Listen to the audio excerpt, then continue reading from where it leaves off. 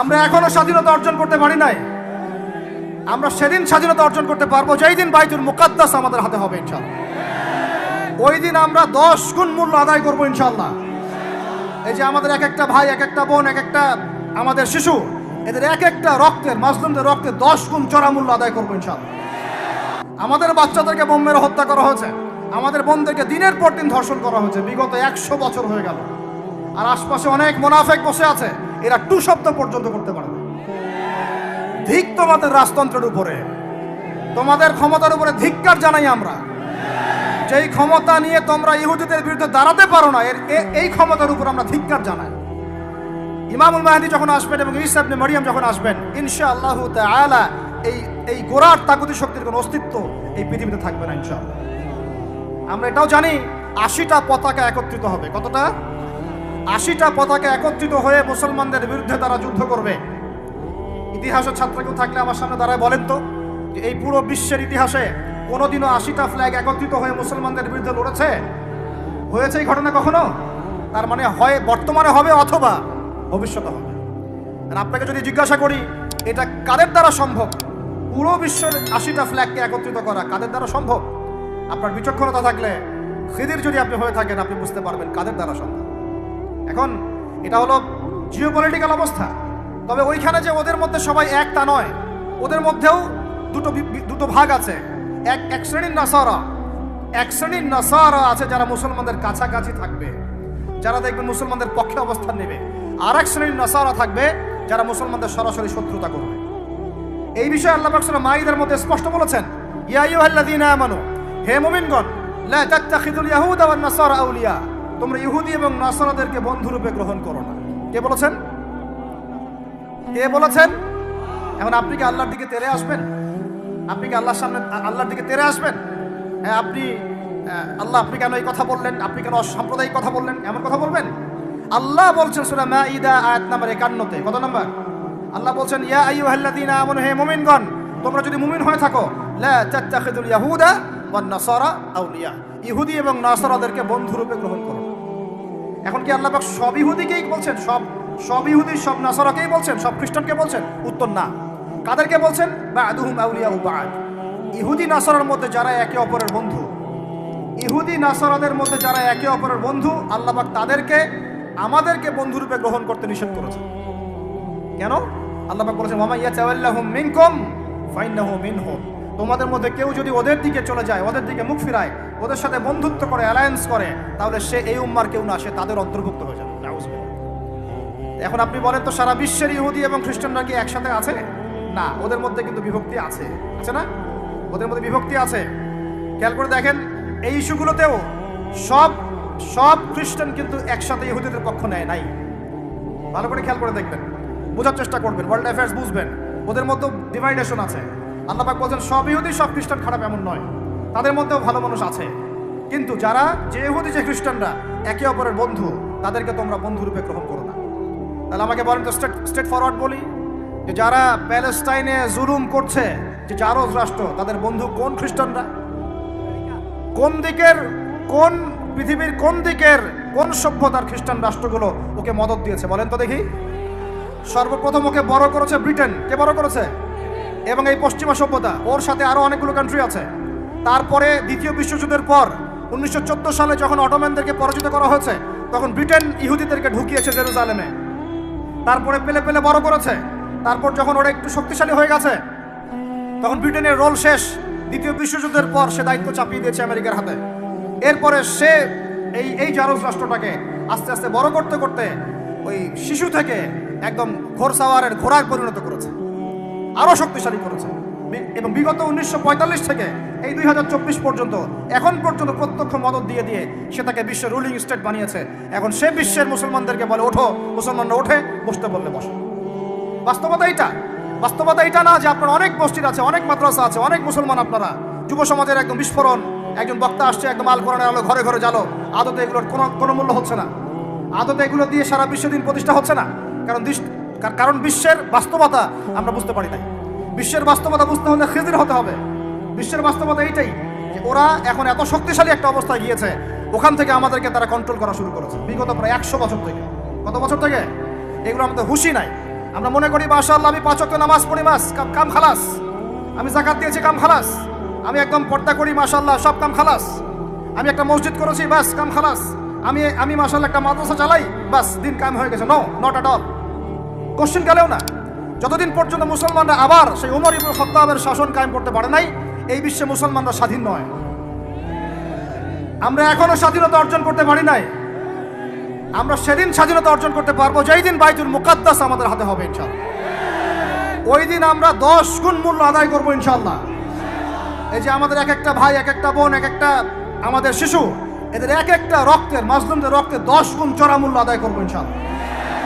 আল্লাহ নবী সেটা বলেছেন যে ইহুদিদের বিপক্ষে কথা বলবে পাথর এবং গাছ, পাথর এবং গাছ পর্যন্ত, হাত্তা ইয়াকুলুশ শাজার ওয়াল হাজার, এমনকি গাছ এবং পাথর কথা বলা শুরু করবে।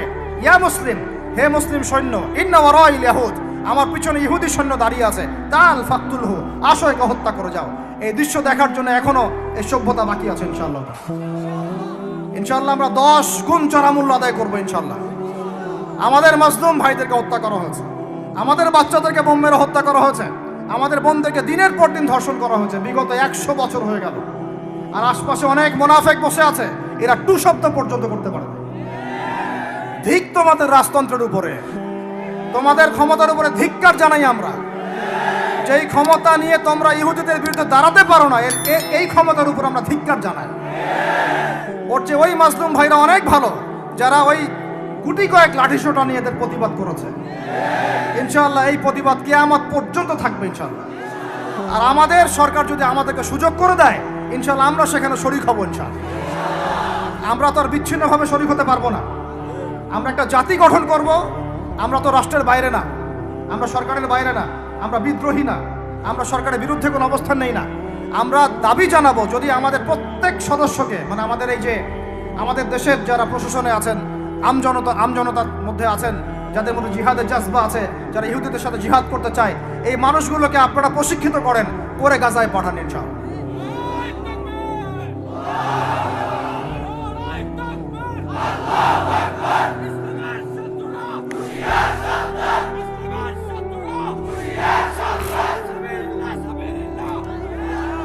আমি এখানে গরম গরম বক্তব্য দিতে আসি নাই। এখানে গরম গরম বক্তব্য দিয়ে আপনাদেরকে উত্তেজিত করা আমাদের উদ্দেশ্য না। উদ্দেশ্য হচ্ছে বিশ্বের প্রেক্ষাপটটা বোঝানো। এই বিশ্বে আমরা স্বাধীন হতে এখনো পারি নাই। যেদিন পারবো, কোন দিন পারবো? যেদিন বাইতুল মুকাদ্দাস আমাদের হাতে আসবে। বিশ্বাস করেন, ওই জায়গা থেকেই ইনশাআল্লাহ অচিরে ঈসা ইবনে মারিয়াম সারা বিশ্বকে শাসন করবে ইনশাআল্লাহ। ওই সময় দেখবেন মুসলমানরা স্বাধীনতা কাকে বলে। আমি বলেছি, এক একটা জুলুমের 10 গুণ চড়া হিসাব আদায় করা হবে ইনশাআল্লাহ। এটা হবেই, আমরা পারি আর না পারি, আমরা বেঁচে থাকি আর না থাকি, আপনারা থাকেন আর না থাকেন, আমাদের বাচ্চারা থাকুক আর না থাকুক, একটা প্রজন্ম আল্লাহ পাক নিয়ে আসবেন। একটা প্রজন্ম আল্লাহ পাক নিয়ে আসবেন। আমি বলছি, ওই প্রজন্ম টিকটক প্রজন্ম না, ওই প্রজন্ম এইসব মানে সেলফি শোডাউন আইওয়াস প্রজন্ম না। ওই প্রজন্ম এরকম না যে নামাজ পড়ে না, কোরআন তেলাওয়াত করে না। ওই প্রজন্ম এমন না দাওয়াতের মেহনত নাই, ওই প্রজন্মের জিহাদের কোনো জজবা নাই, ওই প্রজন্মের মধ্যে ইসলামের শারঈ কোনো জ্ঞান নাই, ওলামায়ে কেরামের কোনো সোহবত নাই, দিন প্রতিষ্ঠার কোনো ফিকির নাই। এমন প্রজন্মের কোনো প্রয়োজন নাই আমাদের। আমাদের এমন প্রজন্মের দরকার, যে প্রজন্মের প্রত্যেকটা যুবক ভাই নামাজি, কোরআনওয়ালা, সুন্নতওয়ালা, সুন্নতের পাবন্দ এবং তাহাজ্জুদ গোজার। এক কথায় রাতের বেলার দরবেশ, দিনের বেলার ঘোড়সাওয়ার। এইরকম প্রজন্ম যখন আমরা করতে পারবো, ওই দিন ইনশাআল্লাহ এই মাহফিল বলেন, এই মসজিদ, মাদ্রাসা, এই রাষ্ট্র সব সফল হবে ইনশাআল্লাহ। এখন শুধু বেসিক কাজ করা হচ্ছে। আমাদের মূল গন্তব্য বাইতুল মুকাদ্দাস, ওইটা না আসা পর্যন্ত আমাদের শান্তি নাই, ঘুম নাই। কারণ ওরা আপনাকে ঘুমাতে দিবে না। তো আপনারা কি মনে করেছেন যে ওরা শুধু অতটুকু গাজার ওই অতটুকু জায়গায় চায়? কোশ্চিন কালেও নয়। যে আরবরা ওদের বিরুদ্ধে এখন কথা বলতে সাহস পাচ্ছে না, ওই এক একটা আরব রাষ্ট্র দখল করে ছাড়বে দেখে নিয়ে। আমি যদি ওটা চাচ্ছি না, দোয়া করি না, কিন্তু ওদের এজেন্ডা এটাই যে পুরো, আমি আখিরুজ্জামানের স্টুডেন্ট, ওদের এজেন্ডা জায়নিজম, পেট্রোডলার থেকে শুরু করে প্যালেস্টাইন ইস্যু নিয়ে আমি আলহামদুলিল্লাহ বিগত 5-7 বছর থেকে পড়াশোনা করেছি। আমি আমার টুপির নিচ থেকে কথা বলছি না। ওদের এজেন্ডা হচ্ছে পুরো হোলি ল্যান্ডটা তারা দখল করতে চায়। হোলি ল্যান্ড কাকে বলে এটাও তো আমরা জানি না। ওরা শুধুমাত্র ওই ওয়েস্টার্ন ব্যাংক আর বাইতুল আকসা, বাইতুল মুকাদ্দাস আর এই গাজার অংশটুকু দখল করতে ওখানে আসে নাই। ওরা এসেছে পুরো হোলি ল্যান্ডটাকে দখল করতে। আমি ওলামা সম্মেলনে বলেছিলাম, পুরো হোলি ল্যান্ড তারা দখল করতে এসেছে। হোলি ল্যান্ড মানে মিশরের নীল নদ থেকে শুরু করে ইরাকের ইউফ্রেটিস নদী পর্যন্ত এই পুরো জায়গাটা তারা দখল করতে চায়। কেন চায়? কারণ তারা মনে করে ওই জায়গাটা সৃষ্টিকর্তা তাদেরকে দিয়েছেন। তারা মনে করে ওইটা হচ্ছে তাদের মাসিহ আসার জায়গা, এবং ওই জায়গা থেকে তাদের মাসিহ, তথাকথিত মাসিহ মানে মাসিহুদ দাজ্জাল, পুরো বিশ্বকে শাসন করবে এবং তারা তাকে সঙ্গ দিবে। এটা ওদের এজেন্ডা, এটা ওদের ভিশন। যত কিছু ওরা পৃথিবীতে করছে এই ভিশনটাকে কাজে লাগিয়ে, এই ভিশনটাকে পিছনে রেখে তারা এই কাজগুলো করছে। এটা আপনি বুঝতে পারবেন না বাইরের চোখ দিয়ে, ভিতরের চোখ দিয়ে পড়াশোনা করেন, খেদির হন, বুঝতে পারবেন। ওরা বাইতুল মুকাদ্দাস চায় না, পুরো হোলি ল্যান্ডটাই দখল করতে চায়। এ কারণে এই উদ্দেশ্যেই তারা বিগত 100 বছর থেকে পুরো ওয়ার্ল্ড অ্যাফেয়ার্সের আগে রাজনীতির নিয়ন্ত্রণ নিয়েছে। কিসের নিয়ন্ত্রণ নিয়েছে? আপনি নিচু জায়গায় যত কথাই বলেন, ওই জায়গার ক্ষমতা আপনার হাতে না থাকলে আপনি জনগণকে সর্বোচ্চভাবে ইসলামের দিকে আনতে পারবেন না। আপনি এখন যদি সবাইকে জোর করে মাস্ক পরাতে পারেন আইন প্রয়োগ করে, এভাবে ওই ক্ষমতা হাতে থাকলে প্রত্যেক জনগণকে কোরআনও শেখানো যায়। ওই ক্ষমতাটা ইসলামের দরকার আছে। যদি ওই ক্ষমতার বলে প্রত্যেক মানুষকে মসজিদে সোশ্যাল ডিস্টেন্স মেনটেন করানো যায়, তাহলে ওই ক্ষমতা যদি হাতে থাকতো প্রত্যেক মা বোনকে পর্দা করানো যেত, প্রত্যেক যুব ভাইকে দিন শেখানো যেত, বাধ্যতামূলক কোরআন শিক্ষাও চালু করা যেত, বাধ্যতামূলক কোরআন শিক্ষার সাথে হাদিসের শিক্ষা চালু করা যেত, সিলেবাসের মধ্যে নবীর সিরাত সংযোজন করা যেত। ইসলামে এই ক্ষমতাটা দরকার আছে, কিন্তু এটাকে অ্যাচিভ করার যে পথ পদ্ধতি, এই পথ পদ্ধতির মধ্যে আমরা আসলে কেউ নাই। নবীর তরিকার মধ্যে আমরা নাই, আমরা পড়ে আছি পশ্চিমা তরিকার মধ্যে। পশ্চিমা তরিকা দিয়ে ওই জায়গায় আপনি যেতে পারবেন না, আর যদি যেতে পারেনও পশ্চিমারা আপনাকে সেখানে থাকতে দিবে না।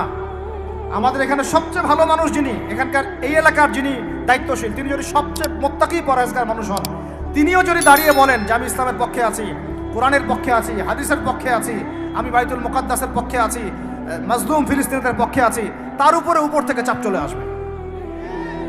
কারণ পুরো বিশ্বের শক্তিটা নিয়ন্ত্রণ করছে এখন ইহুদিরা, নাসারারা, জায়নিস্টরা। ওই জায়গায় যতক্ষণ পর্যন্ত আঘাত না পড়ছে ততক্ষণ পর্যন্ত আপনি বিশ্বে স্বাধীন হতে পারবেন না। অতএব বাইরের চোখ দিয়ে না, ভিতরের চোখ দিয়ে দেখতে শিখুন। তো ভিতরের চোখ পুরো জিও পলিটিক্সটা আপনাকে বুঝাবে।